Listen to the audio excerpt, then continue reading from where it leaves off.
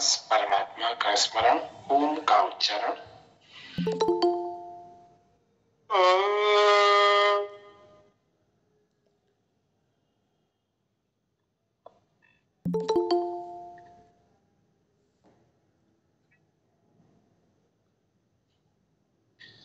विश्वानि देव सवितर्दुरितानि परासुव यद्भद्रं तन्न आसुव। ॐ हिरण्यगर्भः समवर्तताग्रे भूतस्य जातपतिरेक आसीत् सदा धार पृथिवीं द्यामुते मां कस्मै देवाय हविषा विधेम। ॐ य आत्मदा बलदा यस्य विश्व उपासते प्रशिशं यस्य देवा यस्य छायामृतं यस्य मृत्युः कस्मै देवाय हविषा विधेम। अग्ने नयसुपथा राये अस्मान् विश्वानि देववयुनानि विद्वान् युयोध्यस्मज्जोराणमेनो भूयिष्ठां ते नमः उक्तिं विधेम। ॐ स्वस्ति स्वस्ति स्वस्ति। धीरे धीरे आंखों को खोलेंगे। सभी हाइट वाला बटन दबा दीजिए, हाइट।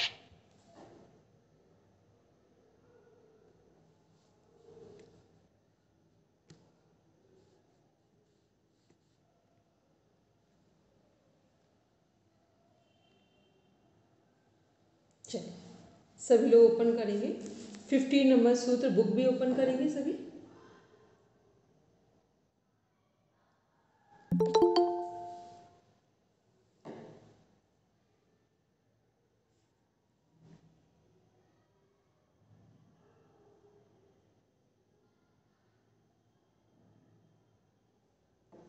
चलिए कल हम लोग देख रहे थे, सूत्र था हम लोगों का परिणाम ताप संस्कार दुखे गुणवृत्ति विरोधाच दुखमेव सर्वम विवेकिना। रचना जी पढ़ेंगे इसको पूरा, इसकी पूरी व्याख्या पढ़ेंगे बुक से। 3 तरह के हमारे दुख हैं, परिणाम दुख, ताप दुख और संस्कार दुख, ठीक है। और जो ये हम नीचे एक नोट लगा हुआ है, सांख्य दर्शन के अनुसार दुख हैं आध्यात्मिक दुख, आधि भौतिक और आधि दैविक। जो हमारे दुख दौर्मनस से जो सब हुआ थे, वहाँ पर ये 3 तरह के दुख में ये 3 तरह के दुख के अंदर डिफाइन किए गए हैं। चलिए पढ़ेंगे रचना। परिणाम दुख जो कर्म विपाक भोग काल में स्थूल दृष्टि से सुखप्रद प्रतीत होता है, उसका भी परिणाम नतीजा दुख ही है। जैसे स्त्री प्रसंग के समय मनुष्य को सुख भासता है, परंतु उसका परिणाम बल, वीर्य, तेज, स्मृति आदि का ह्रास प्रत्यक्ष देखने में आता है। ऐसे ही दूसरे भोगों में भी समझ लेना चाहिए। भोगों को भोगते भोगते मनुष्य थक जाता है, उन्हें भोगने की शक्ति उसमें नहीं रहती, परंतु तृष्णा बनी रहती है। इससे वह भोग रूप सुख भी दुख ही है। यह भोग के अंत में अनुभव होने वाला दुख भी परिणाम दुख की ही गणना में है। इंद्रियों और पदार्थों के संबंध से जब मनुष्य को किसी भी प्रकार के भोग में सुख की प्रतीति होती है, तब उसमें राग आसक्ति अवश्य हो जाती है। इसलिए वह सुख राग रूप क्लेश से मिला हुआ है। आसक्तिवश मनुष्य उस भोग की प्राप्ति के साधन रूप अच्छे बुरे कर्मों का आरंभ भी करेगा ही। भोग्य वस्तुओं की प्राप्ति में असमर्थ होने से या विघ्न आने पर द्वेष होना भी अवश्यम भावी है।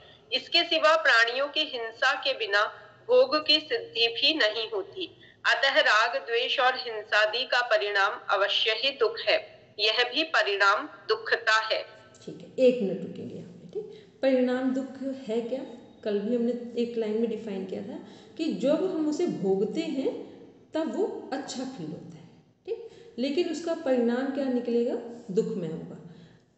और यदि ये समझ लें कि जब हम कोई भी चीज़ हमारे सामने है उसको दूसरे परिप्रेक्ष्य में देख लें कि जो हमारे सामने है ये सदुपयोग करने के लिए है। यदि आपको सदुपयोग करना हो तो कितना करेंगे, बिल्कुल थोड़ा सा करेंगे, और एक तरीके से करके, जैसे एक हम लोग वो सुनते हैं ना, चदरिया जस की तस धर दीनी, ठीक। उसका मीन्स क्या है, वो चदरिया किसके लिए है, संसार की हर चीज़ के लिए। वो हमारा शरीर हो, हमारा मन हो, बुद्धि हो, अहंकार हो, कुछ भी इस सृष्टि में मिला है उसको जैसे कि तैसा वापस करना है, ठीक। तो ये वही यहाँ पर है कि परिणाम दुख को भी यदि हम ठीक करना चाहें तो जो कुछ भी, ये कहीं नहीं लिखा है कि जो हमें मिला है उसको हम भोगे नहीं, उसका हम सदुपयोग कर लें, ठीक। जितने भी हम लोगों का वैदिक काल से देख लें या वेद ऋचाएँ, जो उपनिषद कुछ भी देखें या कोई अदर महाकाव्य देख लें, कोई पौराणिक ग्रंथ देख लें, सब में एक ही बात की जा रही है। कहीं नहीं लिखा है कि आप डायरेक्ट संन्यास में चले जाएं, सभी जगह लिखा है एक सिस्टम से जाएंगे, क्योंकि डायरेक्ट केवल वही लोग संन्यास में जाएंगे जो भाव प्रत्यय या विदेह प्रकृति लय वाले लोग हैं। और वो क्यों जा रहे हैं, क्योंकि वो सब पूरा करके आए हैं, उनका कुछ कारण से उनकी चीज़ें रुकी हुई थी, तो जो दूसरा जन्म मिला है तो उन्होंने वहीं से यात्रा शुरू कर दी। हम लोग क्या सोचते हैं कि दूसरे व्यक्ति को ये चीज़ बचपन से ही प्राप्त है तो हमें लगता है तो हम भी कर सकते हैं, वो भी ठीक है, लेकिन आप ये तुलना नहीं करें कि उसको ऐसा मिला है तो हम भी ऐसा कर सकते, क्योंकि हमें पता ही नहीं कि वो कौन कौन से कर्म करके आया, ठीक है। तो परिणाम दुख का मीन्स हुआ कि यदि हमें इससे बचना है तो जो भी कुछ हमारे सामने है उसका हम सदुपयोग कर लें, तो फिर क्या होगा कि क्योंकि परिणाम दुख का मीन्स है कि भोग काल में रुचिकर लग रहा है, प्रीतिकर लग रहा है, पर परिणाम क्या आएगा, दुख ही आएगा, ठीक। हम लोग बहुत गरिष्ठ भोजन लें, स्वादिष्ट भोजन लें, बार बार लें, तो ये सब क्या है, स्वाद की दृष्टि से बहुत अच्छा है, लेकिन परिणाम स्वास्थ्य की दृष्टि से हानिकारक होंगे। बस एक उदाहरण में समझिए, आगे देखेंगे ताप दुख। ताप दुख सभी प्रकार के भोग रूप सुख विनाशशील हैं, उनसे वियोग होना निश्चित है, अतः भोग काल में उनके विनाश की संभावना से भय के कारण ताप दुख बना रहता है। इसी तरह मनुष्य को जो कारक भोग प्राप्त होते हैं वे सातिशय ही होते हैं, अर्थात उसे जो कुछ प्राप्त है उससे बढ़कर दूसरों को भी प्राप्त है, यह देखकर वह ईर्ष्या से जलता रहता है, यह भी ताप दुख है। तथा भोग की अपूर्णता से भी भोग काल में संताप बना रहता है, यह भी ताप दुख है, ठीक। पहला ताप दुख क्या है कि जो हमारे पास है दूसरों के पास उससे अधिक है, ठीक है। तो क्या है, ये भी हमारे लिए एक ताप दुख है। ताप का मीन्स ईर्ष्या ही होता है डायरेक्ट शब्दों में, ठीक है। जो जेलस फैक्टर है या जेलसी है वही ताप दुख है हमारी। एक कहानी हम लोग ने बचपन में सुनी है, शिव जी से एक व्यक्ति ने वरदान मांगा साधना करके, ठीक, लगभग सुनी होगी सबने, बचपन में सुनी है सबने, ठीक है। वो क्या पढ़ते थे हम लोग, पंचतंत्र की जो कहानी है उसमें आता था। तो व्यक्ति ने क्या मांगा उस, और वरदान क्या था, शिव जी का जो वरदान देने वाले थे वो क्या था कि जो मांगोगे दूसरे को डबल मिलेगा, ठीक। तो उसने क्या वरदान मांगा, हमारी एक आँख फूट जाए, शब्दों में जो, तो पड़ोसी की दोनों फूट गए, एक पैर टूट जाए, दूसरे उसके दोनों टूट गए। तो ये हंसने में सच में हंसी आ रही, लेकिन हम सब इसी लाइन में जा रहे हैं, ठीक। हमें पता नहीं चलता है, हमें लगता है हम सही हैं, लेकिन कहीं ना कहीं चीज़ें हमारी इसी डायरेक्शन में होती हैं, और यदि इस डायरेक्शन में नहीं है तो बहुत बड़ी ईश्वर की कृपा होगी।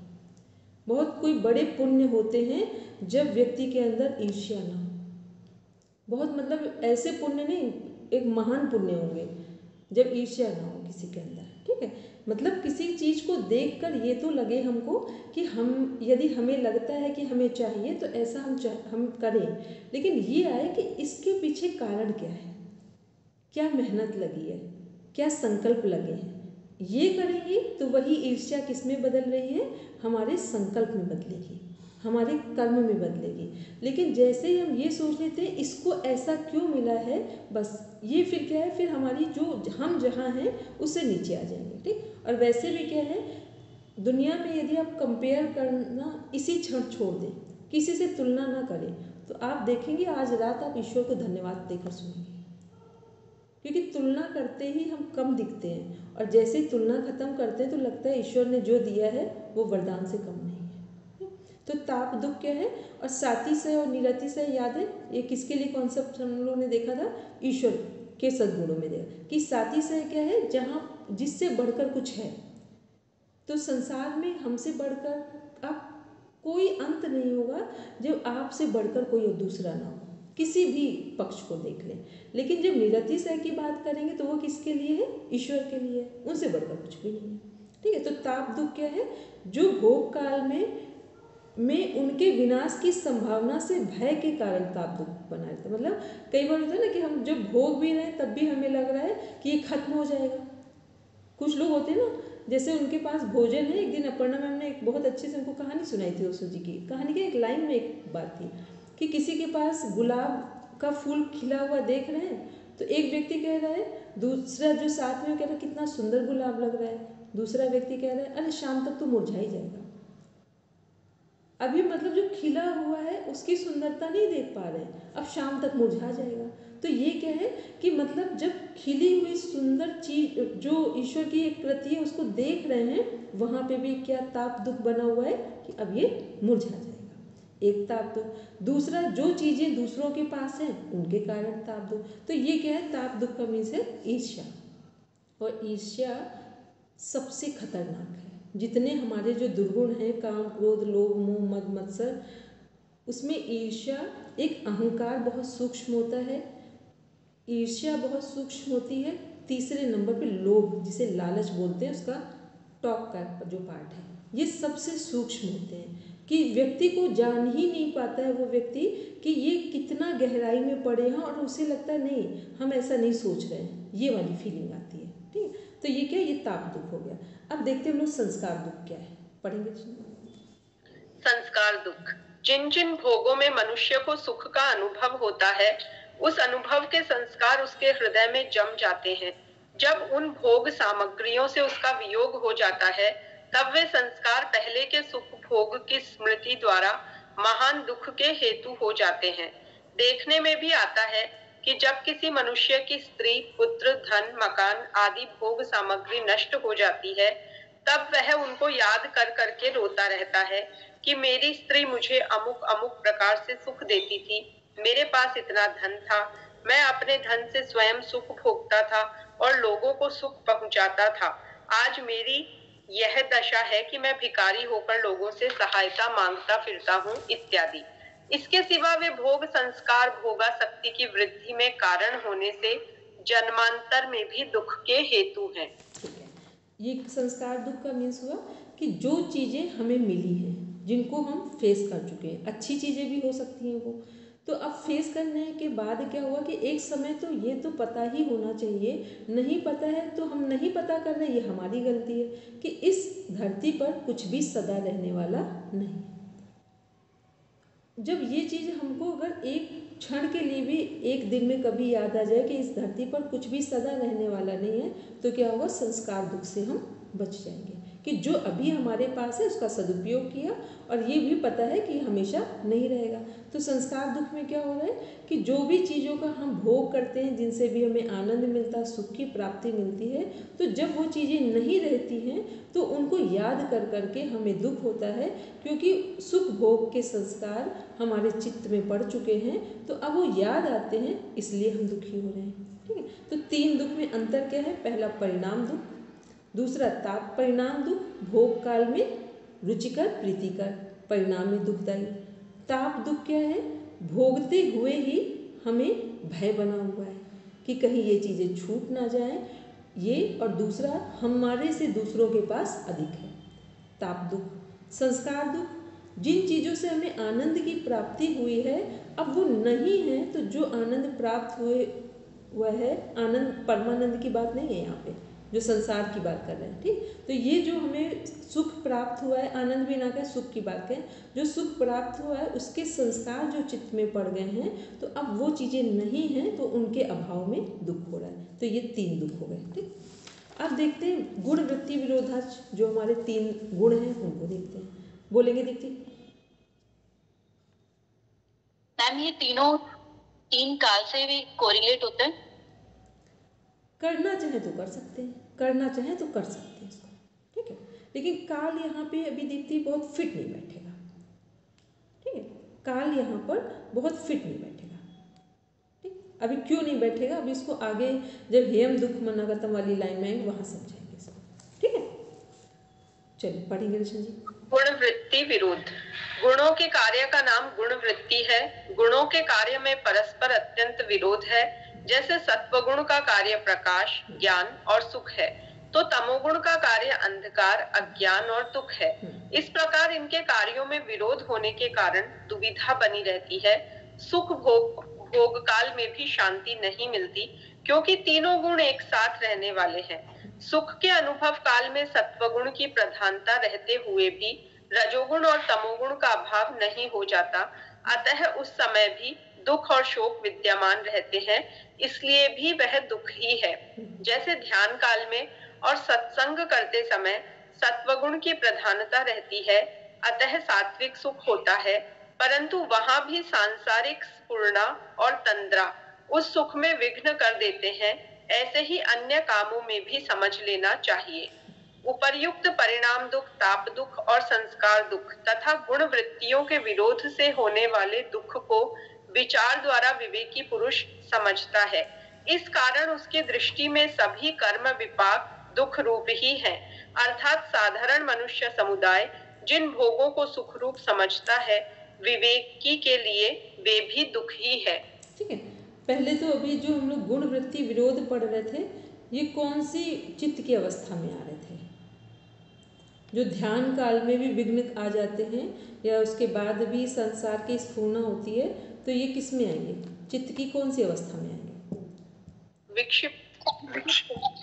कितने लोग विक्षिप्त वाले हैं वो हैंड रेज कर दें। विक्षिप्त वाले जितने लोग हैं वो हैंड रेज करें।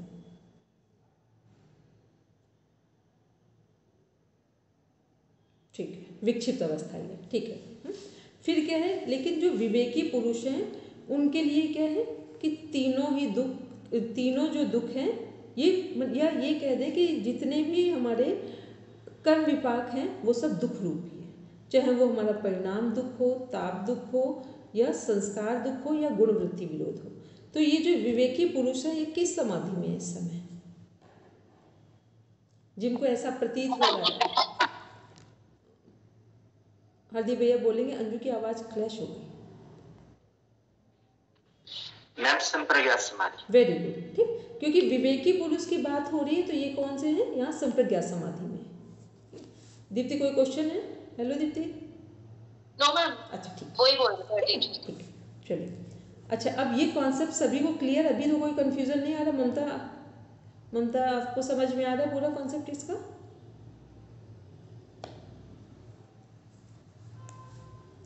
ममता है या नहीं? अभी ज्वाइन तो किया था। चलिए ठीक है, अब सभी लोग अपना ध्यान से पढ़ेंगे तो समझ में आ जाएगा, जिन्होंने बुक भी रीड की होगी, PDF भी पढ़ा होगा। चलिए नेक्स्ट हम लोग देखते हैं सूत्र, हेयम दुख मनागतम। जो आया नहीं है, आने वाला है, वह दुख हे दुख।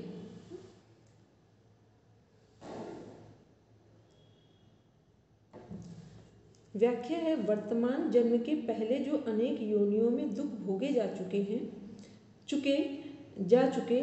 वे तो अपने आप समाप्त हो गए। क्या लिखा हुआ है? वर्तमान जन्म के पहले जो अनेक योनियों में दुख भोगे जा चुके हैं वे तो अपने आप समाप्त हो गए हैं, उनके विषय में कोई विचार नहीं करना, तथा जो वर्तमान है वे भी भोग देकर दूसरे क्षण में अपने आप लुप्त हो जाएंगे, क्योंकि वर्तमान वाली चीज़ें भी हमको जो हमारे सामने उन्हें भोगना ही पड़ेगा। उनके लिए भी उपाय की आवश्यकता नहीं है, परंतु जो दुख अभी तक प्राप्त नहीं हुए हैं, भविष्य में होने वाले हैं, उनका नाश उपाय द्वारा अवश्य कर्तव्य है, इसीलिए उन्हीं को हे बतलाया गया है। ठीक, हम लोगों का एक कॉन्सेप्ट है हे, हेतु, हान और हानुपाय। ठीक, इसको क्या बोलेंगे सभी को मिलाकर? सबको एक साथ।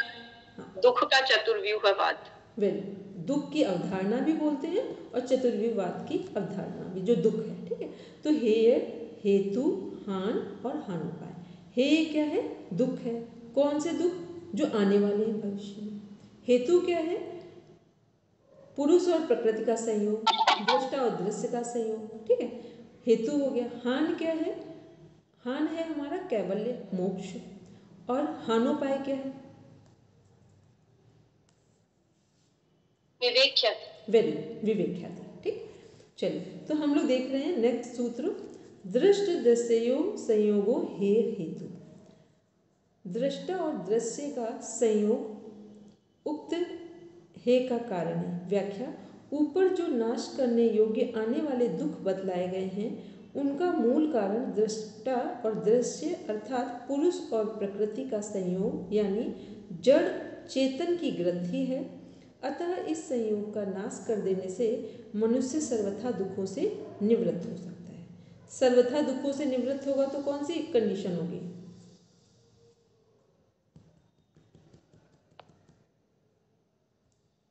बोलेंगे आदित्य? मैम असंप्रज्ञात समाधि। Very good. सब लोग बस यही कॉन्सेंट्रेट रखना है, अपने अंदर एक कॉन्सेंट्रेशन डेवलप करना, कॉन्सेंट्रेट होना है कि जब हम किस समाधि में हैं, क्योंकि इस पूरी बुक में बस एक ही जगह आप कंफ्यूज होंगे कि हम संप्रज्ञात में हैं या असंप्रज्ञात में हैं, सबीज में हैं या निर्बीज में हैं, या चित्त की जो हमारी 5 भूमि हैं उनमें से हम कहाँ स्टे कर रहे हैं। इतना कॉन्सेप्ट आपको समझ में आ गया तो आपको समझना कुछ भी योग दर्शन की बुक में ऐसा नहीं हुआ जो टिपिकल लगे। तो हम लोग जो सूत्र देख रहे हैं 17 नंबर का, तो क्या है? योग दर्शन के मुताबिक दुखों का कारण क्या है? दृष्टा और दृश्य का संयोग। मीन्स हम लोग अपने शरीर में बात करें तो शरीर और आत्मा का संयोग को एक समझ लेना। फिर क्या है? प्रकृति की व्याख्या सुंदर ढंग से की गई है 18वें सूत्र में। प्रकाश क्रिया स्थितिशीलम भूतेन्द्रियात्मकम भोगा पवर्गार्थम दृश्य। इसका मीन्स क्या हुआ कि जो हमारे 3 गुण हैं उनका स्वभाव क्या है?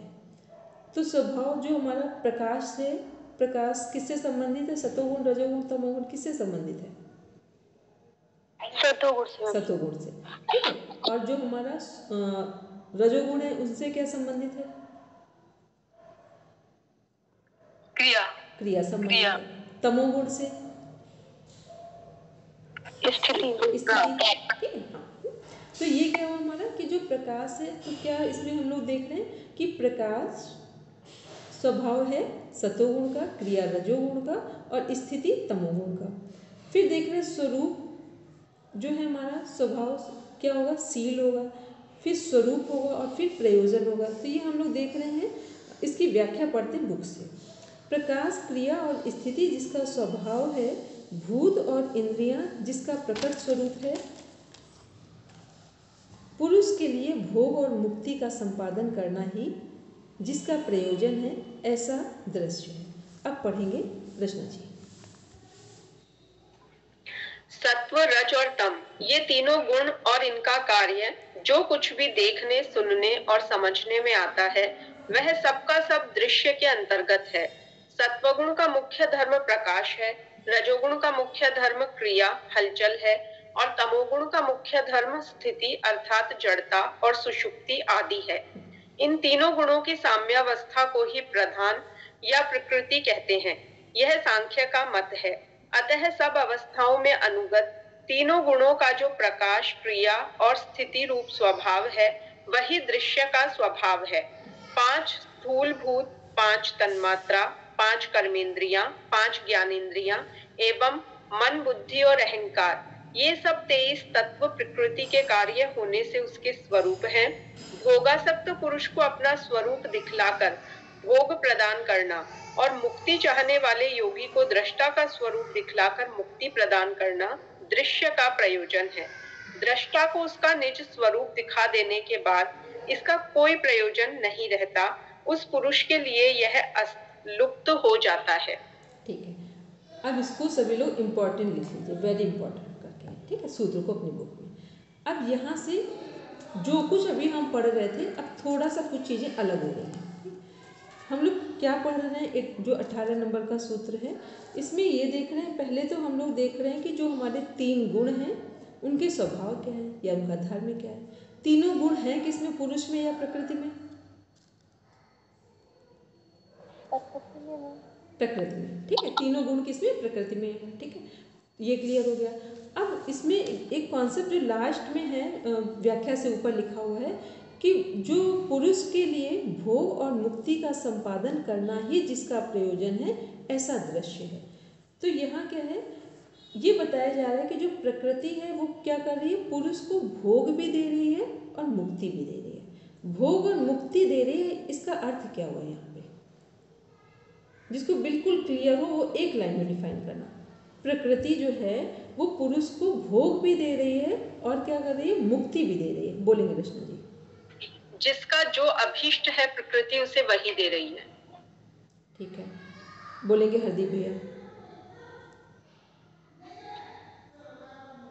मैम, जब तक प्रकृति की अविद्या का ज्ञान नहीं होता तब तक जो मोक्ष है वो सिद्ध नहीं। ठीक है, बोलेंगे पर्ण में।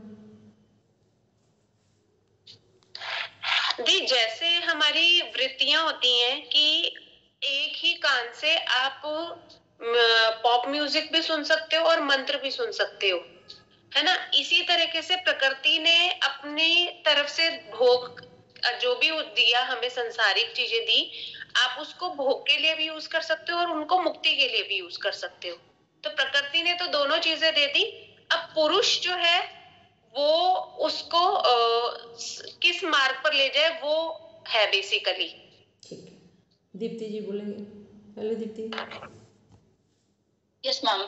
मैम, जैसे जो प्रकृति है, प्रकृति भोग जो प्रदान करती है, हमारी कर्मेंद्रियां, ज्ञानेंद्रियां, तो हमारे संसार में जो भी हमें मिला है हम उसका सदुपयोग करें सबसे पहले तो, और फिर जितने भी हमारे ग्रस्त अवस्था है या मतलब जो हमारी 4 अवस्था है सभी का हमने पालन किया। फिर उसके बाद हमने जो भोग ले लिया, अब उसके बाद हम जब हमारे पास कुछ ना है तो सब कुछ त्याग कर, सबसे वैराग्य लेकर हमें समाधि की ओर बढ़ना चाहिए। ठीक है, दीप्ति का आंसर, सबका आंसर एक के बाद एक कनेक्ट हो रहा था। ठीक है, अब देखते हैं, पहले इसको एक समझ लेते हैं सिंपल, कि जो हमारा भोग और अपवर्ग है उसको समझ लिए। एक तो प्रॉपर ये क्वेश्चन है कि भोग और अपवर्ग पुरुष प्रकृति को दे रहे हैं या प्रकृति पुरुष को दे रही है, तो प्रकृति पुरुष को दे रही है। इसका सिंपल मीन्स हुआ कि पहले हमारी जो वृत्तियां हैं वो क्लिष्ट वृत्तियां किस में कन्वर्ट होंगी, अक्लिष्ट में, क्योंकि चित्त की भूमियां यहाँ कनेक्ट हो रही हैं। पहले हमारी क्लिष्ट वृत्तियां किस में कन्वर्ट होंगी, अक्लिष्ट में कन्वर्ट होंगी। तो अक्लिष्ट में कन्वर्ट होते ही क्या हुआ कि हमने प्रकृति में जो कुछ भी हमें मिला है, हमारे वर्ण धर्म के अनुसार जो कुछ भी हमें, या जो हमारे 4 अवस्थाएं हैं, 4, उन सब के अनुसार जो भी हमें कुछ मिला है, हमने पहले उनका सदुपयोग किया। फिर सदुपयोग करने के बाद, जैसे धर्म का हमने सही सदुपयोग किया, धर्म के बाद अर्थ का सही सदुपयोग किया, अर्थ के बाद जो एक इस संसार में सृजन की प्रक्रिया है या जो भी कुछ अच्छा करने का कल्याणकारी जो भी भाव है उसको किया, फिर उसके बाद मोक्ष की तरफ बढ़े। तो यदि हम प्रकृति का सदुपयोग करेंगे तो एक के बाद दूसरा स्टेप अपने आप आ जाएगा। जैसे अभी दीप्ति ने लास्ट में बोला कि हम त्याग करेंगे, जब भी त्याग की बात आ जाए तो समझ लेना कि अब हम वास्तविकता के साथ परमात्मा की ओर नहीं बढ़ रहे हैं। ठीक, इस बात को ध्यान में, त्याग नहीं होता, सहजता में चीज़ें छूट जाती हैं। ठीक, एक होता है, एक वृक्ष है और उसमें आम के फल लगे हैं, एक है कि जब आम पका नहीं है तो हमने उसको किसी चीज़ से तोड़ा तो उसमें हमें फोर्स लगाना पड़ा, और एक कुछ टाइम के बाद वो फल अपने आप भी गिर जाता है। जो फल अपने आप से गिरता है उसे बोलेंगे प्रकृति भोग से अपवर्ग की तरफ ले जा रही है। ठीक है, और जब फल तोड़ा जा रहा है जिसमें प्रयास है, तो वहाँ पर पूरी जो हमारा एक सहज में वैराग्य आना चाहिए वो वहाँ नहीं है। तो करना क्या है कि जो कुछ भी जो प्रकृति है जब भोग दे रही है और अपवर्ग दोनों की बातें हो रही है, तो भोग देने का मतलब है सभी क्लिष्ट वृत्तियाँ अक्लिष्ट में कन्वर्ट हो गई हैं। सबका हम अपनी आयु, अपने वर्ण धर्म के अनुसार सबका सदुपयोग कर रहे हैं, और एक के बाद जो दूसरी अवस्था है वो अपने आप छूटती जा रही है। उसके लिए हमें अभ्यास करने की आवश्यकता नहीं है, बस निरंतर जहाँ पर हैं वहाँ पर उसका हम पूरा सदुपयोग कर रहे हैं। तो वो अवस्था किसमें हुई? तो पहले हमने पूरा सदुपयोग कर लिया, फिर ऑटोमेटिक जब आप सदुपयोग लगातार करेंगे तो हम फिर सहज भाव में ही कैवल्य की तरफ बढ़ जाएंगे। इसी का नाम है भोग और अपवर्ग देना। ठीक, यहाँ कंफ्यूज नहीं होंगे। भोग का मतलब है सभी क्लिष्ट वृत्तियाँ अक्लिष्ट में कन्वर्ट हुई, फिर अक्लिष्ट के बाद वो किस में जा रही हैं? फिर अपवर्ग की तरफ जा रही हैं। अब बोलेंगे हरदीप भाई।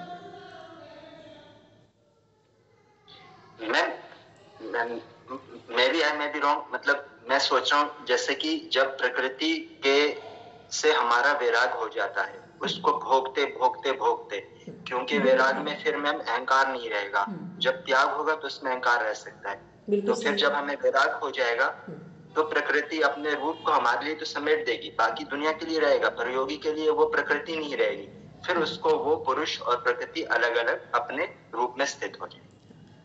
अच्छा, वैराग्य के लिए सबसे पहले किसकी आवश्यकता होती है? उन्होंने बहुत सारी चीजें पढ़ी, वैराग्य के लिए मैम बोलेंगे हरदीप भैया। मैम वैराग्य के लिए वो विवेक ख्याति आएगी कि अभी मैं इसको भोगता जा रहा हूँ पर इसका कोई एंड नहीं है, तो वो अपने आप से होएगा मैम। वैराग्य के लिए विवेक का होना आवश्यक है। ठीक, बिल्कुल सही। विवेक ख्याति का मतलब विवेक ज्ञान हो गया। तो जब भी कोई वैराग्य होगा तो विवेक ख्याति के कारण होगा, और जहाँ विवेक होगा वहाँ वैराग्य सहज में घटित होगा। ठीक है, वहाँ हमें त्याग नहीं करना पड़ेगा, क्योंकि त्याग और वैराग्य में बहुत बड़ा अंतर है। त्याग में हमें जबरदस्ती करना पड़ता है और वैराग्य सहज में होता है। जिस चीज़ में फोर्सफुली जिस काम को हम करते हैं वहाँ पर हमारे अप्स एंड डाउन की संभावनाएं बनी रहेंगी, लेकिन जब हमारे विवेक से वैराग्य होगा तो भले ही हम एक गलत लोगों के बीच में बैठे रहें लेकिन कभी भी उनसे प्रभावित नहीं होंगे। क्यों नहीं होंगे? क्योंकि विवेक से वैराग्य का जन्म हुआ है। ठीक है, चलिए, तो ये क्लियर हो गया लगभग सभी को कि ये भोग और अपवर्ग क्या है और कैसे प्रकृति भोग को अपवर्ग में कन्वर्ट कर रही है। तो पहले जो हमारी चित्त की अवस्थाएं हैं वहाँ से एक एक करके नीचे आ रहे हैं, और फिर वही जब हम लोग चित्त की जो हमारी 5वें नंबर की अवस्था है निरुद्धावस्था, वहाँ पर किस में चले गए? प्रकृति ने क्या कन्वर्ट कर दिया है? पुरुष को कैवल्य में कन्वर्ट कर दिया, कैवल्य की तरफ मोड़ दिया है। फिर देख रहे हैं हम लोग विशेषा विशेष लिंग मात्रा लिंगानी गुण परमाणु, मीन्स विशेष अविशेष लिंग मात्र अलिंग, ये 4 सत्वादि गुणों के भेद अवस्थाएं हैं। किसको किसको अभी जितने लोग यहाँ बैठे हैं जिनको प्रकृति का जो पूरा चार्ट है पंचमहाभूतों का या पूरे 25 तत्वों का वो याद है, जिनको जिनको याद है, लर्न है, वो हैंड रेज करें। और बाकी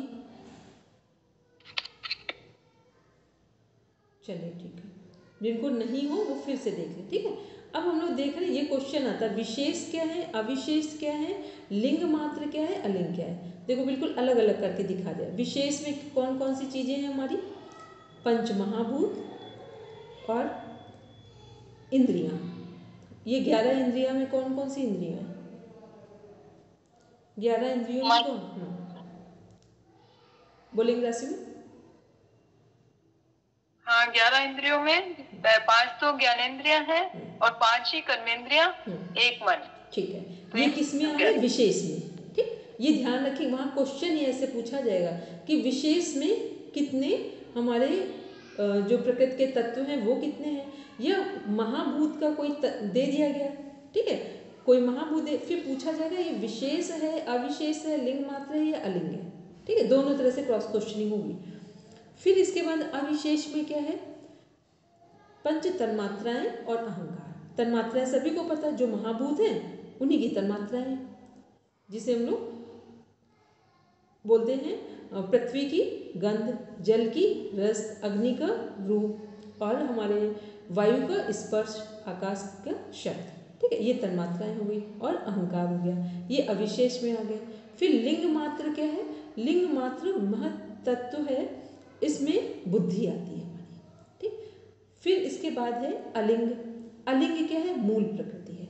जब प्रकृति किसी भी तरह से प्रकृति में कोई विकृति नहीं है, तो वो मूल प्रकृति है जो अपने स्वाभाविक स्वरूप में है, वो अलिंग है हमारी। अब देखते हैं कि ये हमने क्या देख रहे हैं, ऊपर अभी जो हम लोग कॉन्सेप्ट पढ़ रहे थे प्रकृति का, कि प्रकृति क्या कर रही है, सभी तरह के भोग भी दे रही है पुरुष को और अपवर्ग भी दे रही है। तो पहले प्रकृति के 25 तत्वों को यहाँ पर डिफाइन किया गया है। 25 तत्व कितने पार्ट में डिफाइन किए गए हैं? 24 तत्व, ठीक। 25 तो पुरुष को मिलाकर हो रहे हैं, तो 24 जो तत्व हैं वो कितने पार्ट में डिफाइन किए गए? 4 में, विशेष, अविशेष, लिंग मात्र और अलिंग। इसका एक स्क्रीनशॉट सब ले लो अभी, क्योंकि इसमें कम से कम 25 से भी अधिक क्वेश्चन बन चुके हैं। अब हम लोग एक बार इसको पढ़ेंगे, रचना जी व्याख्या पढ़ेंगे। विशेष पृथ्वी, जल, अग्नि, वायु और आकाश, ये 5 स्थूल भूत तथा 5 ज्ञानेंद्रियां, 5 कर्मेंद्रियां और एक मन, इस प्रकार सब मिलकर 16 का नाम विशेष है। गुणों के विशेष धर्मों की अभिव्यक्ति, प्रकटता इन्हीं से होती है, इसलिए इनको विशेष कहते हैं। सांख्य कारिका में इनका नाम विकार रखा है। अविशेष शब्द, स्पर्श, रूप, रस और गंध, ये 5 तन्मात्राएं हैं। इन्हीं को सूक्ष्म महाभूत भी कहते हैं, क्योंकि स्थूल 5 महाभूतों के कारण है, तथा छठा अहंकार जो कि मन और इंद्रियों का कारण है। इन 6 का नाम अविशेष है। इनका स्वरूप इंद्रिय गोचर नहीं है, इसलिए इनको अविशेष कहते हैं। लिंग मात्र उपर्युक्त 22 तत्वों का कारणभूत जो महतत्व है, जिसका वर्णन उपनिषदों में और गीता में बुद्धि के नाम से किया गया है, उसका नाम लिंग मात्र है। इसकी उपलब्धि केवल सत्ता मात्र से ही होती है, इस कारण इसको लिंग मात्र कहते हैं। अलिंग मूल प्रकृति, जो कि तीनों गुणों की साम्यावस्था मानी गई है। महतत्व, जिसका पहला परिणाम कार्य है। उपनिषद और गीता में जिसका वर्णन अव्यक्त नाम से किया गया है, उसका नाम अलिंग है। साम्यावस्था को प्राप्त गुणों के स्वरूप की अभिव्यक्ति नहीं होती, इसलिए प्रकृति को चिन्ह रहित अव्यक्त कहते हैं। इस प्रकार 4 अवस्थाओं में विद्यमान रहने वाले ये सत्वादि गुण ही दृश्य नाम से कहे गए हैं। ठीक है, अब देखो इसमें ध्यान से हम एक क्वेश्चन पूछ रहे हैं, 1 में सभी एक साथ आंसर देंगे, समझदारी से देंगे सब। जो हम अभी बुक में पढ़ रहे हैं या जो हमारे स्क्रीन में शेयर हो रहा है, प्रकृति की 4 अवस्थाएं, इसमें विशेष से मूल प्रकृति में आ रहे हैं। ये स्थूल से सूक्ष्म का क्रम है या सूक्ष्म से स्थूल का क्रम है? आराम से विचार करके आंसर देंगे। सामने स्क्रीन शेयर हो रही है। हमने कहा विशेष जो जहाँ लिखा है, पंच महाभूत विशेष या विशेष में जो कनेक्ट हो रहे हैं, ये स्थूल से सूक्ष्म है या सूक्ष्म से स्थूल है? बोलेंगे दीप्ति। दीप्ति ने पहले हैंडरेज किया। हम स्थूल से सूक्ष्म। स्थूल से सूक्ष्म, ठीक है, वेरी गुड। चलिए अब हम लोग देखते हैं, नेक्स्ट आते हैं। दृष्टा दृश्य मात्र शुद्धोपि प्रत्यानुपस्य। इसका मीन्स क्या हुआ? ये हमारा 20 नंबर का सूत्र है, सब बुक में देखेंगे इसको, ठीक है। ऊपर लिखा हुआ है, सूत्र नहीं है लेकिन लिखा हुआ है, ठीक है। 1 मिनट चेक करें। चलिए, दृष्टा दृश्य मात्रा शुद्धोपि प्रत्यानुपस्य मीन्स जो चेतन मात्र ज्ञान स्वरूप आत्मा है, दृश्य मात्र में चेतन मात्र ज्ञान स्वरूप आत्मा, दृष्टा मीन्स दृष्टा, शुद्ध यद्यपि स्वभाव से सर्वथा शुद्ध निर्विकार है, तो भी बुद्धि के संबंध से बुद्धि वृत्ति के अनुरूप देखने वाला है। तो यहाँ पर क्या दिया हुआ है कि प्रकृति की व्याख्या के बाद आत्मा के स्वरूप का वर्णन। दृष्टा यानी आत्मा चेतन, अविद्या की वजह से अपना स्वरूप भूल जाता है, बिल्कुल शुद्ध है, गुणों से रहित है। कौन से गुणों से रहित है ये? मैम सत, रज और तम। Very good. चलिए अब पढ़ेंगे व्याख्या। रोशन जी मैम। केवल चेतन मात्र ही जिसका स्वरूप है, ऐसा आत्म तत्व स्वरूप सर्वथा शुद्ध निर्विकार है, तो भी बुद्धि के संबंध से बुद्धि वृत्ति के अनुरूप देखने वाला होने से दृष्टा कहलाता है। वास्तव में दृष्टा पुरुष आत्म तत्व सर्वथा शुद्ध निर्विकार कूटस्थ असंग है, तथापि इसका संबंध प्रकृति के साथ अनादि सिद्ध अविद्या से माना जाता है। जब तक उस अविद्या के नाश द्वारा यह प्रकृति से अलग होकर अपने असली स्वरूप में स्थित नहीं हो जाता, तब तक बुद्धि के साथ एकता को प्राप्त हुआ सा बुद्धि की वृत्तियों को देखता रहता है, और जब तक उनको देखता है तभी तक इसकी दृष्टा संज्ञा है। दृश्य का संबंध न रहने पर दृष्टा किसका? फिर तो यह केवल चेतन मात्र सर्वथा शुद्ध और निर्विकार है ही। ठीक है, हम लोग ने 4th नंबर का सूत्र पढ़ा था, वृत्ति सारूप्य मित्रत्व। ठीक, वो यहाँ कनेक्ट हो रहा है। इसका मीन्स क्या हुआ कि जो हमारा दृष्टा है वो जैसे बुद्धि के साथ संबंधित होता है या कनेक्ट होता है, तो वो अपना स्वरूप बुद्धि के अनुरूप ही देखने लगेगा, या जैसी वृत्तियां चित्त पे पड़ रही हैं बस उनके अनुसार ही अपने को समझने लगता है। अभी हम लोग क्या होता है, जैसे कोई दुख आता है तो हम लोग क्या बोलते हैं, हमारा जीवन दुख से भरा है। हम लोग ये, हाथ में चोट लग जाए तो हम क्या बोलते हैं, हमारे हाथ में चोट लगी है या हाथ में फ्रैक्चर हो गया। हम लोग ये नहीं बोलते हैं कि शरीर को फ्रैक्चर हुआ है। आप कभी भी ध्यान से देखना, किन्हीं संत महापुरुषों को यदि मिले होंगे तो हो सकता है ऐसा समझ पाए। कभी भी संत महापुरुष ये नहीं बोलते हैं, उनको जो तकलीफ होती है वो कभी नहीं बोलते तकलीफ हमको है। वो कहेंगे ये तकलीफ हमारे शरीर को है, ये तकलीफ इस व्यक्ति को है, या उसकी व्यक्ति में भी उसके शरीर को कनेक्ट करके बोलेंगे। कभी नहीं बोलते कि ओवरऑल हमें। जब हम ये बोल रहे हैं शरीर को तकलीफ है, तो इसका मतलब क्या है, हम अपने से परिचित हैं, अपने आप में उपलब्ध है। और जब तक हमें ये चीज़ नहीं समझ में आती है तो हम क्या बोलते हैं, टोटल में हम लोग बात करते हैं कि हमें तकलीफ है, हमारे शरीर को, हमारे मन को, या हमारा जो भी समस्या है उसमें शरीर और आत्मा एक होकर बात करते हैं। ठीक है, इसी को बोलते हैं वृत्ति सारूप्य मित्रत्व। जैसी वृत्ति पड़ी वैसे ही हमने अपने स्वरूप को समझ लिया। अब एक चीज़ और समझ लें, वहाँ पे कुछ जो हमारे सिनोनिम पर्यायवाची है वो पूछे जाते हैं। प्रकृति के अभी हम लोग ऊपर देख रहे थे, अलिंग हो गया, मूल प्रकृति साम्यावस्था हो गई। ठीक है, भोग और अपवर्ग को देने वाली हो गई। पुरुष के लिए भी हम लोग ने क्या क्या पढ़ा है, सर्वथा शुद्ध, निर्विकार, कूटस्थ, असंग। ठीक, ये सब क्या है, ये पुरुष के पर्यायवाची है, इसको ध्यान में रखिए। फिर नेक्स्ट सूत्र है हमारा तदर्थ एवं दृश्य आत्मा, मीन्स व्याख्या है। कुछ पूछ रहे हैं सिमम? कृष्णा जी से मैंने हैंड रेस किया, पहले का था कि अभी हमने देखा था? मैंने किया था। जैसे दृष्टा और दृश्य ये सांख्य दर्शन में भी प्रकृति और पुरुष के लिए आता है, तो वैसे जो ग्रहण, ग्राह्य और ग्रहीता आया है, पिछले पाद में आया था, तो वो किसके लिए है? मीन्स ग्रहण प्रकृति, ग्राह्य जो आंखों से दिख रही है, जो ग्रहण करने योग्य है, तो वो भी प्रकृति के लिए है, और ग्रहीता पुरुष के लिए है कि वो ग्रहण करता है। वो ग्रहण का मीन्स हो गया, जो जब पुरुष की बात होगी तो जब वो कैवल्य को प्राप्त है तो पुरुष सबसे अलग है वहाँ पर, और कैवल्य को नहीं प्राप्त है तो वृत्ति सारूप्य मित्रत्व है।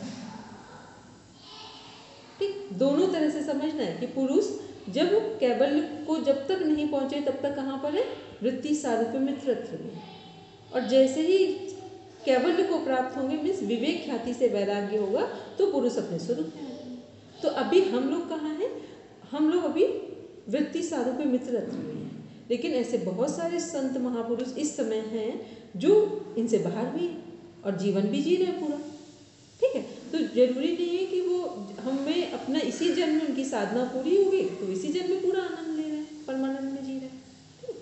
चलिए फिर हम लोग 21 नंबर का सूत्र देखते हैं। व्याख्या है, दृष्टा को अपने दर्शन द्वारा भोग प्रदान करने के लिए और दृष्टा के निज स्वरूप का दर्शन कराकर अपवर्ग मुक्ति प्रदान करने के लिए इस प्रकार पुरुष का प्रयोजन सिद्ध करने के लिए ही दृश्य। इसको अंडरलाइन कर लें या इसको लिख लें, पुरुष का प्रयोजन सिद्ध करने के लिए ही दृश्य। ठीक है, इसकी व्याख्या जो महर्षि अरविंद करते हैं, बहुत गजब की व्याख्या करते हैं। अभी तक हम लोग एक कॉन्सेप्ट अक्सर सुनते हैं ना, लोग बोलते हैं संसार माया है। ठीक, यदि संसार माया है तो हम लोग रह तो इसी में रहे हैं हर समय। ठीक है, तो संसार माया है, और वो लोग बोलेंगे माया बहुत ठगनी है, बहुत सारे अलग अलग तरीके से वर्णन किया गया है। महर्षि अरविंद इसका जो व्याख्या करते हैं वो बहुत सुंदर व्याख्या करते हैं इस पर। वो बोलते हैं कि इसीलिए उन्होंने इंटीग्रेटेड योगा का जो सिद्धांत है वो दिया है। क्या बोलते हैं कि यदि ईश्वर सत्य है तो ईश्वर की सृष्टि भी सत्य है। यदि ईश्वर सत्य है तो ईश्वर की सृष्टि भी सत्य है, क्योंकि ईश्वर सत्य हो और संसार माया हो ऐसा बिल्कुल नहीं हो सकता है। ये हमारी गलती है कि हम यहाँ पर प्रकृति का दुरुपयोग करने लगे, सदुपयोग नहीं करते। यदि इस प्रकृति का हम सदुपयोग करें और हर क्षण जो कुछ मिला है उसको ध्यान में रखते हुए कि सब छूटने वाला है।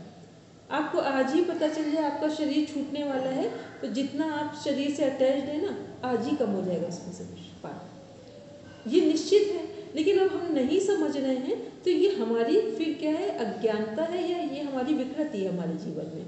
ठीक है, तो महर्षि अरविंद इसकी व्याख्या बहुत सुंदर, वो उन्होंने पूरे अपने कॉन्सेप्ट में इंटीग्रेटेड योगा में ये बताया है कि ये सृष्टि को अगर ईश्वर की आप एक भी आपके बच्चे हैं, आप सोच लो कि ये मेरे सब बाल गोपाल हैं, तो फिर आप बाल गोपाल का कैसे पालन पोषण करना चाहिए। फिर मैगी चाउमीन नहीं खिलाएंगे बाल गोपाल को। कैसा है कि जो हम लोग लड्डू गोपाल जी की सेवा करते हैं तो वहाँ मैगी चाउमीन ये सब जंक फूड चल रहे हैं, अगर थोड़े समझदार होंगे तो नहीं होगा। ठीक, तो मतलब उनका कहने का है कि जो कुछ हमारे पास है उसको यदि हम ईश्वर का दिया हुआ मान लें तो फिर हम उसका हर क्षण सदुपयोग ही करेंगे, तो फिर हमें अलग से किसी भी साधना को करने की आवश्यकता ही नहीं पड़ेगी। ठीक है, यदि हमें पता चल जाए सूरज सुबह क्यों उगता है तो हम सूर्योदय से पहले ही उठेंगे कि ये हमारे स्वास्थ्य को देने के लिए उगते हैं। ठीक है, चंद्रमा शीतलता दे रहे हैं तो ये क्या है, तो जब हमें जिन चीज़ों की महत्ता के बारे में पता चल जाएगा तो हम क्या करेंगे, हर क्षण सदुपयोग करेंगे। ठीक है, तो ये क्या है कि पुरुष जो है, प्रकृति का क्या है प्रयोजन, पुरुष को केवल और केवल मतलब कैवल्य की उपलब्धि कराना। ठीक है, पुरुष का प्रयोजन सिद्ध करने के लिए ही दृश्य है।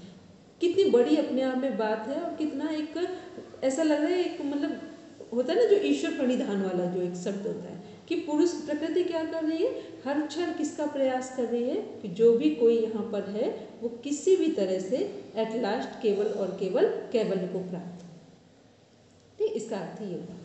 फिर आते हैं 22 नंबर पे, सेकंड में देखते हैं सूत्र में, कृतार्थम प्रति नष्टमप्य नष्टम तदन्य साधारण उत्वा।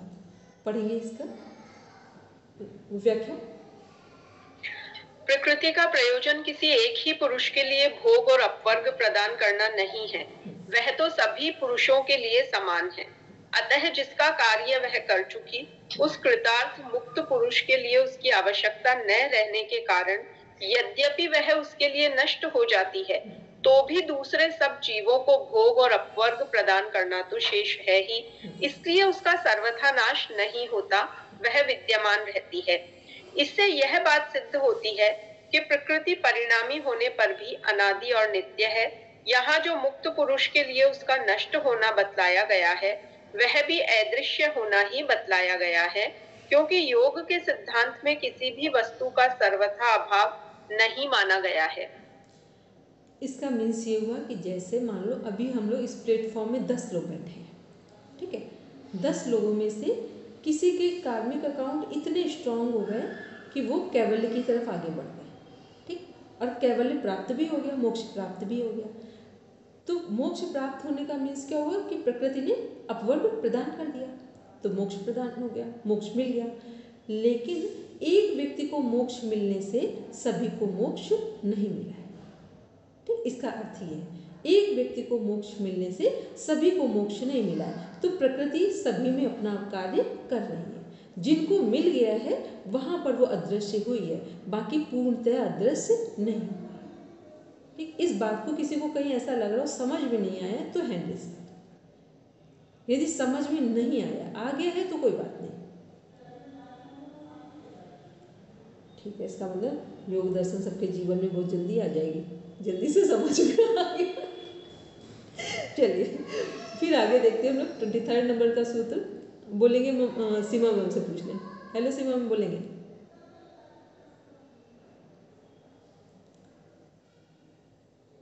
सीमा मैम समझ नहीं आया इसलिए, या समझ आ गया इसलिए? दीदी समझ आ गया। बस ठीक है, सीमा मैम को अगर समझ में आ गया तो हम उम्मीद करेंगे सबको आ गया।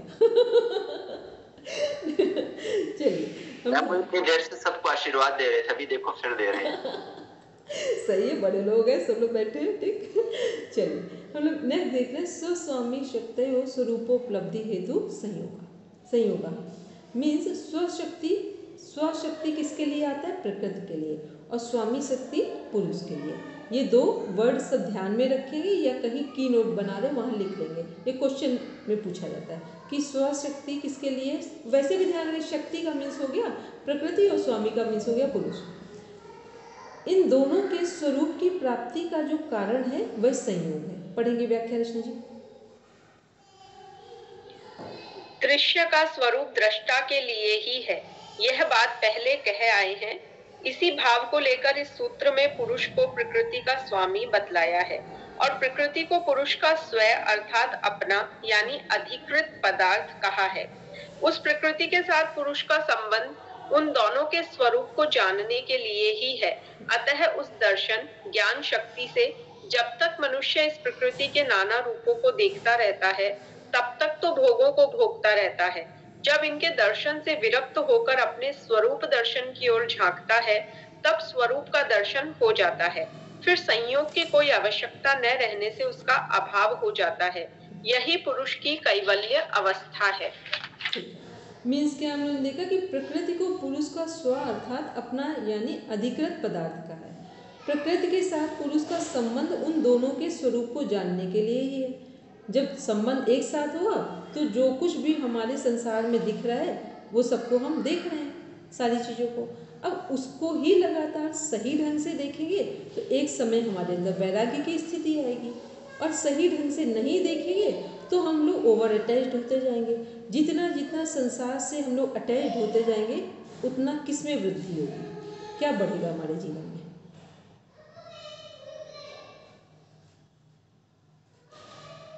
बोलेंगे रचना जी आप? तमोगुण बढ़ेगा। दीप्ति बोलेंगे? मैम भोग की तरफ बढ़ते जाएंगे, अपर की तरफ नहीं जा पाएंगे। अपर्णा मैम बोलेंगे? अपर्णा मैम बोलेंगे?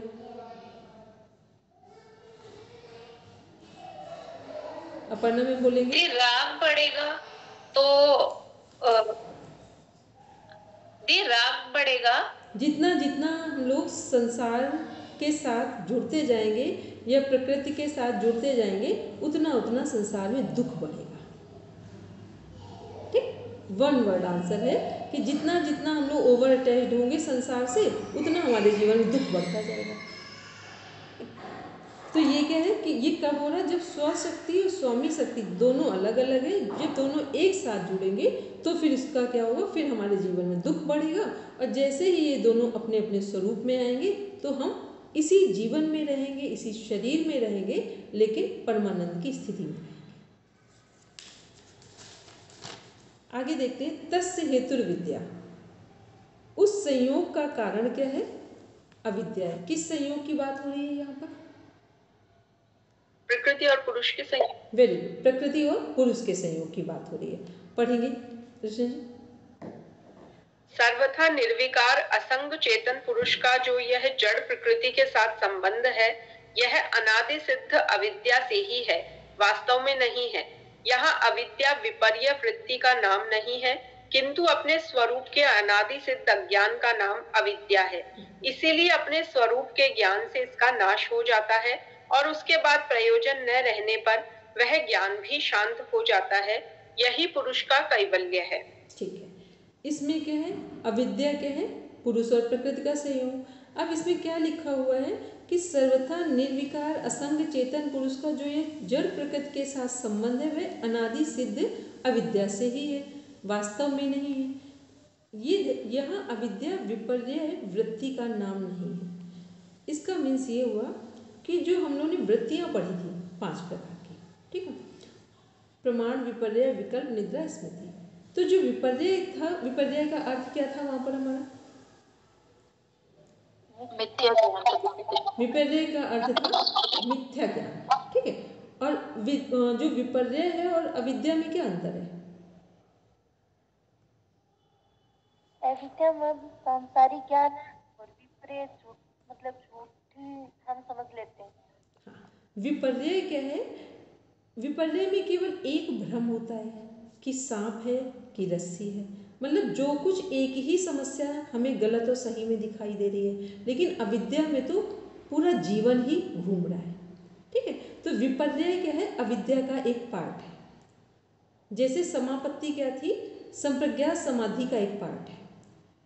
ठीक है, ये क्वेश्चन आता है कि विपर्य और अविद्या के, विपर्य में अविद्या है या अविद्या में विपर्य है? तो अविद्या में विपर्य है, विपर्य में अविद्या नहीं है। ठीक है, दोनों का, उसका भी अर्थ भ्रम है, अविद्या का भी अर्थ भ्रम है, लेकिन अविद्या में पूरा जीवन भ्रम में जी रहे हैं और विपर्य में केवल एक समस्या है जो भ्रम पैदा कर रही है। तो ये क्या हो, ये हम लोगों ने अभी पूरा 24 नंबर तक के सूत्र देखे। कल थोड़ा फास्ट पढ़ेंगे क्योंकि थोड़ा सा सरल हो जाएगा। अब आगे मेरे समझ से थोड़ा सिंपल भी होगा, कुछ चीज़ें टफ होंगी लेकिन वो थोड़ा सभी जगह नहीं होंगी। बोलेंगे आदि भैया? मैं सिर्फ अपनी नॉलेज के लिए पूछ रहा था, जैसे मैं समझ पा रहा हूँ कि जो विपर्य है वो तब तक खत्म नहीं होएगा जब तक अविद्या खत्म नहीं होगी ना। विपर्य खत्म हो सकता है।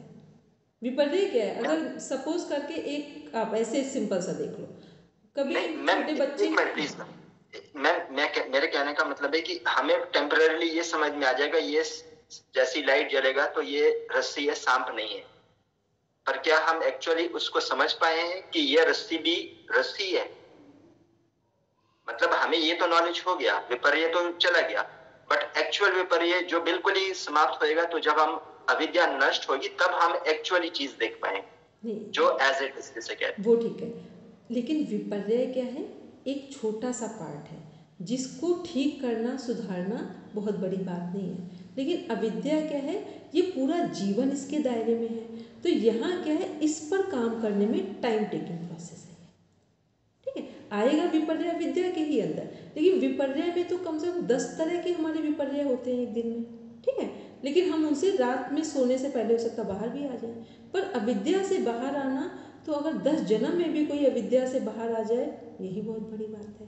ठीक है, केवल हम इतना ही समझ लें कि इस जीवन में सब कुछ सदुपयोग करने जैसा है और सब कुछ नष्ट होने वाला है। केवल इतना छोटी सी चीज़ भी हम लोग अगर कॉन्सेप्ट क्लियर हो जाए तो कम से कम इतना तो हो जाएगा। जैसे होता है ना कि एक व्यक्ति 24 घंटे वो बीमार ही है, तो कम से कम हम लोग बीमार तो नहीं कहेंगे अपने आप को। ठीक, इतना हो सकता है कि हम बीमार नहीं हैं। ठीक है, तो ये क्या है? तो पहला स्टेप तो कम से कम हम लोग जो योग के विद्यार्थी हैं वो उठाएं। क्योंकि हो क्या रहा है, ये जो हम लोग पढ़ रहे हैं, आप लोग 6 लेवल में पढ़ रहे हैं, NGRF वाले पढ़ रहे हैं, क्या है कि जब योग में लोग काम करते हैं ना, आपको देखो कई बार हम लोग ऐसे बात करते हैं, योग लोग प्रैक्टिकल करा रहे होते हैं, वो दवा खा रहे होते हैं। हम ऐसे अच्छे लोगों को जानते हैं जो कई बार वो एलोपैथी तक दवाएं ले रहे हैं। ठीक है, और उनको वो प्रॉब्लम से और दूसरों को ठीक करने जा रहे हैं। फिर छोटी छोटी सी या बड़ी बातें भी हो जाएं, उसके बाद वो इतना डिप्रेशन में चले जाएंगे। एज अ ह्यूमन बीइंग थोड़ी देर के लिए तो हमें परेशान होना चाहिए, नहीं तो फिर हम सेंसलेस पर्सन हो जाएंगे। मान लो कोई घटना घटी है, हम लोगों को पता है कि सब कुछ जाने वाला है, लेकिन यदि माँ का जीवन आज समाप्त हो रहा है या पिता नहीं रहे हैं, तो वो स्वाभाविक आंसू आएंगे और आने चाहिए। क्यों आने चाहिए? इसलिए नहीं कि हमें ये पता नहीं कि शरीर छूटने वाला नहीं था, इसलिए कि इनकी बहुत सारी अच्छी चीज़ें हैं जिसके कारण हम बड़े हुए, सहयोग मिला, इसके कारण, धन्यवाद देने के कारण। तो ये क्या है कि यहाँ ये सब चीज़ें हमें क्या है, और जब योग के विद्यार्थी भी हों और हम लोग टीचर भी बने, प्रोफेसर भी बने, और हम अपने ही जीवन में अपनी ही चीज़ों में उलझे हुए हैं, तो इसका मतलब इतना तो क्लियर है कि हमने योग को ठीक से पढ़ा नहीं था और योग को ठीक से किया नहीं। क्योंकि योग ठीक से पढ़ें और योग ठीक से करें और हमारा जीवन उसमें अछूता रह जाए, ठीक ना हो, ये असंभव है। ठीक है, अब कल आगे आप इसको कंप्लीट करेंगे, पूरा पढ़कर रखेंगे, शांति पाठ बोलते हैं।